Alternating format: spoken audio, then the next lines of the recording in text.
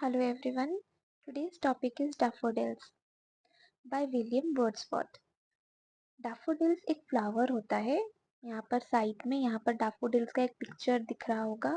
Daffodils yellow colour के golden colour के flowers होते हैं और अगर आप जब भी डैफोडिल्स को देखोगे you will notice that daffodils कभी भी एक एक ऐसा नहीं है कि फ्लावर खिल गया डैफोडिल्स का, नहीं।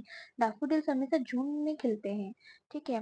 तो यहाँ पर जो ऑथर है बेसिकली ऑथर रोमांटिक पोएट्री लिखते हैं एंड एक इंग्लिश पोएट है ये अपना एक एक्सपीरियंस शेयर करते हैं कि कैसे वो कहीं टहल रहे थे और अचानक से उनको झुंड दिख गया डैफोडिल्स। एक लार्ज नंबर ऑफ डैफोडिल्स उनको दिख गया एंड वो जो सीनरी है उनके माइंड में एक छाप छोड़ दिया। एक पीसफुल मेमोरी बन गया उनका एंड उसी पीसफुल मेमोरी को उन्होंने इस पोयम के रूप में लिखा है। तो स्टार्टिंग में जब ऑथर लिखते हैं I wander lonely as a cloud that floats on highs over vales and hills। ये कह रहे हैं कि मैं अकेला जैसे बादल अकेले इधर उधर भटकते रहते हैं। Over the hills, over the mountains, ऊपर ऊपर बादल फ्लोट करते रहते थे, ऊपर ऊपर उड़ते रहते हैं। वैसे ही मैं भी अकेला था और इधर उधर भटक रहा था। यहाँ पर फर्स्ट टू लाइंस में ऑथर ने अपने आप को क्लाउड से कंपेयर किया है कि अकेला बादल जैसे इधर उधर भटकता रहता है हवा हवा के लहरों से, वैसे ही मैं भी इधर उधर भटक रहा था। यहाँ पर फर्स्ट टू लाइंस में ऑथर ने अपने आप को लोनली कहा है कि वो अकेले हैं, वो लोनली हैं और बादल की तरह भटक रहे हैं।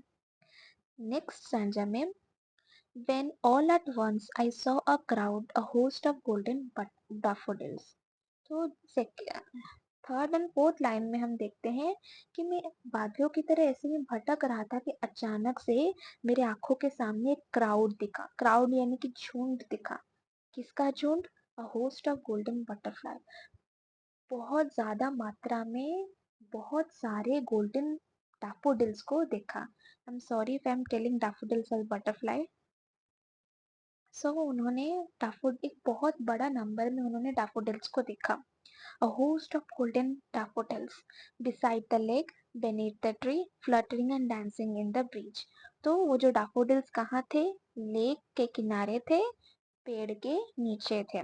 Fluttering and dancing in the breeze मतलब एक तो हवा चल रही होगी एंड बहुत सारे डैफोडिल्स थे तो हवा में ऐसे झूल रहे थे, ऐसे डांस कर रहे थे। Okay. Continuous as the star that shine and twinkles on the milky way. तो देखो यहाँ पर जो डैफोडिल्स है वो गोल्डन कलर के हैं। अब सूरज का रोशनी जब डैफोडिल्स पे गिरता है जेहेतु वो गोल्डन कलर के हैं तो वो चमकते हैं, ट्विंकल करते हैं। किसकी तरह? स्टार्स की तरह जो आसमान में से ट्विंकल करते हैं, वैसे ही यहाँ पर डैफोडिल्स भी चमक रहे हैं, ट्विंकल कर रहे हैं आसमान में। ठीक है। Continuous as the star that shine and twinkle on the milky way. यहाँ पर इन दोनों लाइन में ऑथर ने डैफोडिल्स को किसके साथ कंपेयर किया है? स्टार्स के साथ कंपेयर किया है कि जैसे वो मिल्की वे में जैसे वो चमकते हैं, ट्विंकल करते हैं, वैसे ही ये डैफोडिल्स भी यहाँ पर चमक रहे थे। डैफोडिल्स येलो कलर के होते हैं, सूरज का किरणें पड़ने पर वो क्या करते हैं? वो भी ऐसे चमकने लगते हैं, ट्विंकल करने लगते हैं। और इतने सारे डैफोडिल्स हैं और सब आसमान में चमक रहे हैं तो कितना सुंदर दृश्य होगा जो ऑथर ने देखा होगा।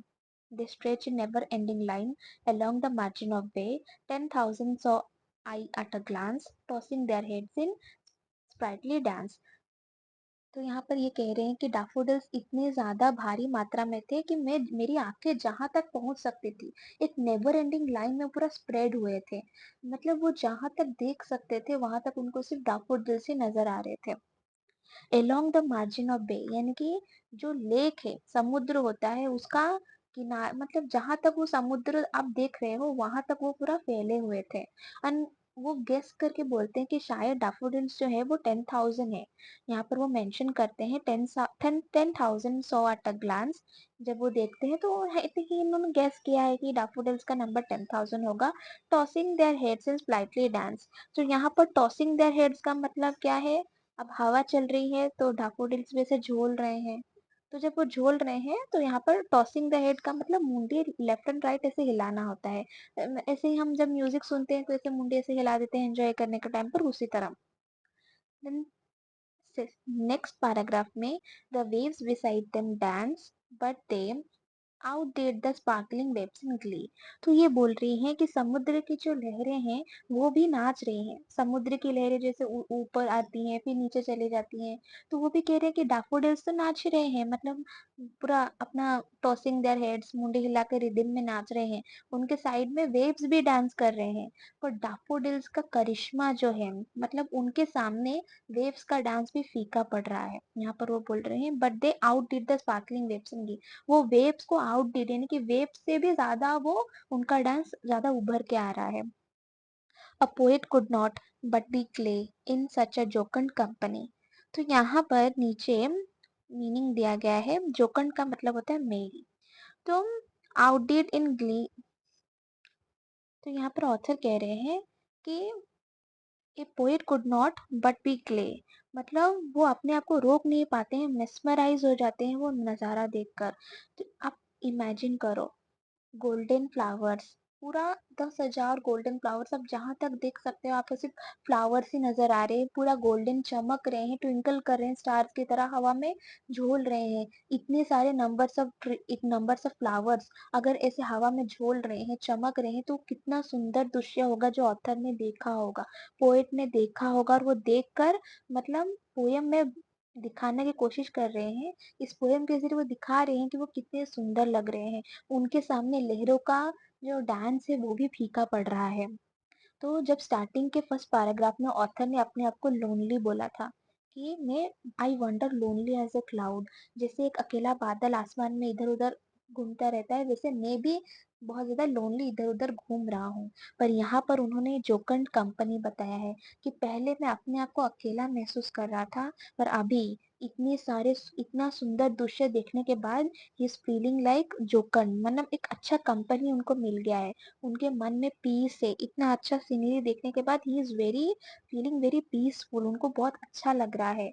एंड उनका मन पूरा मंत्र मुग्ध हो गया है, अगर हम हिंदी में बोले तो नाउ उन्होंने एक जोकन कंपनी, कंपनी का मतलब साथी, तो अभी ऑथर अपने आप को अकेला फील नहीं कर रहे हैं, वो अपने साथ किसको, अपना साथी किसको मान रहे हैं, डैफोडिल्स को।